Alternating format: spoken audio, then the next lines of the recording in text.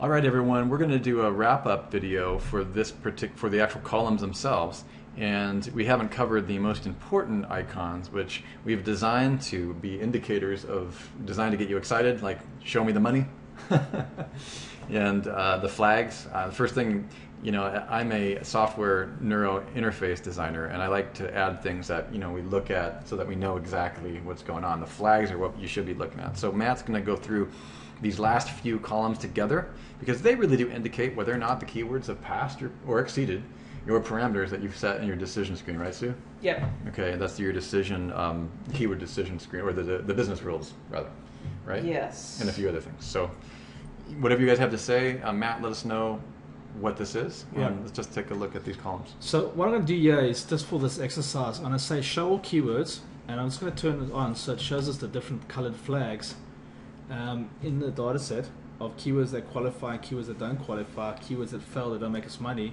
and keywords that are just out of our reach. Wow. Right, so our budget's big enough to manage all of these. You could take out wedding and that would probably bring up some more colors. Good catch, Sue. Huh. Oh yes, I want to make sure that they caught that. This is a common error.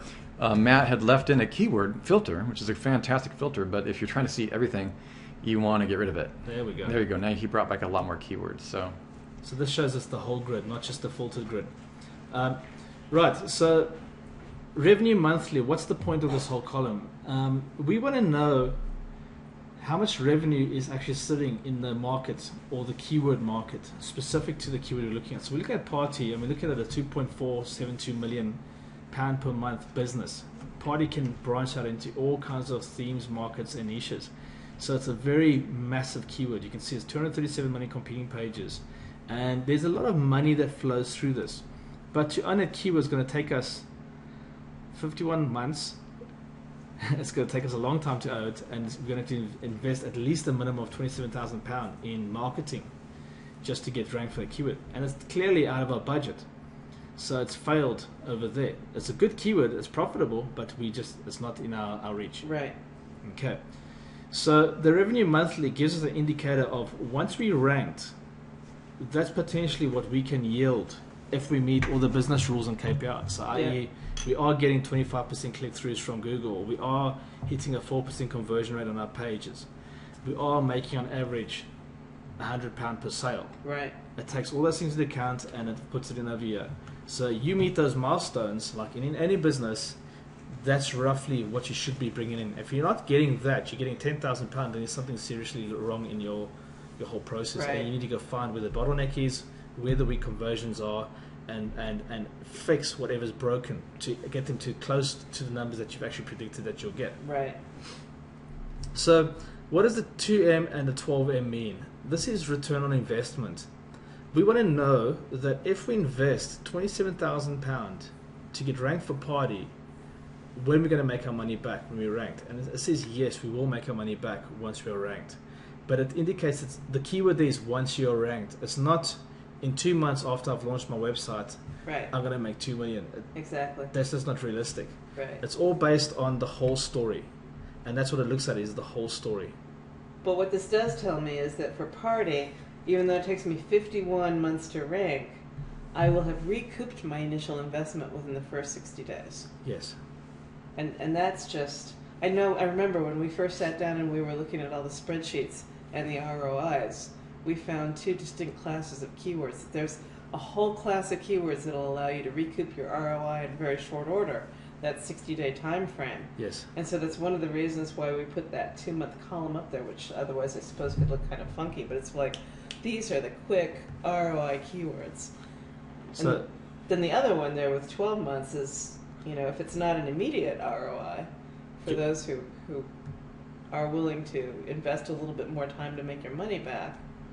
yeah, definitely. there's a prime example. Yep. Professional services. If we went for professional services, which is more of an information-based keyword, it's a big silo of 6 million pages. It's got a lot of conversions, but it's going to cost us £4,600. But initially, we're only going to make $2,000 back, so it fails. Right. Because we're still short. If you hover over the keyword, you'll see minus 2,517. Right. So we have to still earn another £2,500. That's the shortfall of getting ranked between the two. but within a year we'll make money back. And this is an important thing when you look at these two, because you could find a very important keyword where you don't make your money back in the short term, but over the year you still make profit Yep. over that thing. So by hovering over the keyword, it tells you the estimated profit that you're making a year, and that's £20,000 Right. off that keyword. Right.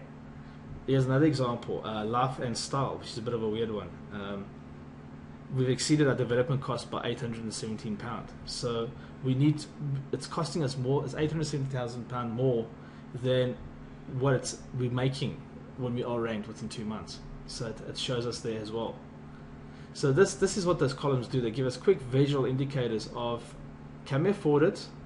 Will we make our money back within 2 months to reach our profitability? And will we make money back within a year? And that's basically what these columns will do. Fantastic. I think we've covered that, and that's incredibly powerful. To me, that's my favorite part of the screen, besides the quality score, keyword quality score. I just like to see, right away what's happening and kind of see how it fits into the big picture. So I think everybody will get that. Thanks, guys. Sure. And in the next video, we're going to talk about some final things that are above, and we're finished with the columns.